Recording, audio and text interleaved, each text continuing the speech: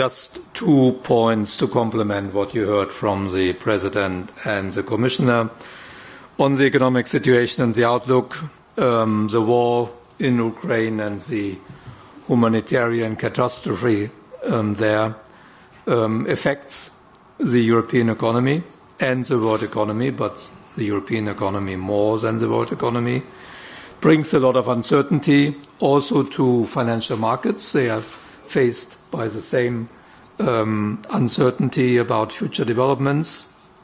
We know from financial market and the analysts that they have revised down growth expectations and revised up inflation expectations. Not surprising, given what's happening to energy prices and food prices.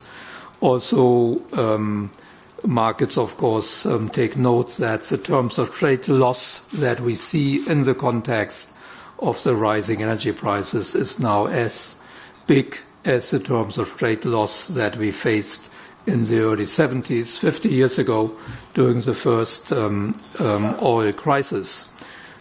Confidence indicators are all declining, and as a consequence, now most observers in the financial markets, the analysts, expect that the second quarter of this year will have a negative growth rate. So that's what the markets believe, based on the factors I mentioned.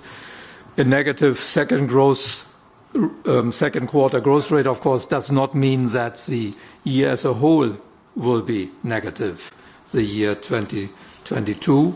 And there are a number of reasons for that. One is the strong growth carryover from last year, as also the Commissioner said. The growth momentum was strong until the 24th of February. The normalisation process after as we were coming out of the COVID lockdowns had not been completed. It was supposed to run further, and that momentum is counteracting the negative effects coming from the war. There are also other positive elements that also counteract those negative trends. The reforms under the recovery and resilience plans continue. The financing under the Commission's Next Generation EU plan continues. That will have a positive impact. And it's also good to remember that consumers, who also face uncertainty, accumulated a sizable stock of savings during the 2 years of the pandemic, savings that go beyond what they would have accumulated without the pandemic.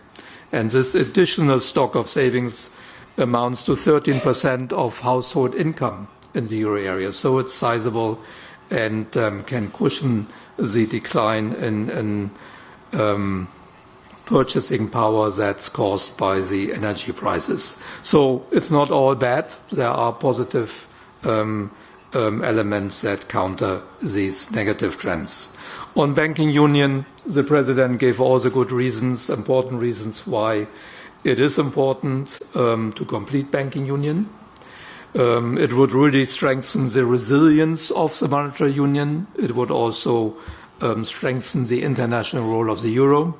From the ESM side, as you know, the next important step towards completing banking union is the backstop from the ESM to the SRB. Technically, it's ready. We have worked very closely with the SRB, but also with the SSM and the Commission to test its availability. We have had a number of dry runs with the other institutions, so all that is fine and in good shape. We need the ratification of the ESM treaty, which is almost completed, but we are not completely there. But hopefully the next month will bring some progress in that respect. And in the meanwhile, we fully support the efforts of the President to come up with a plan how to complete banking union. Thank you.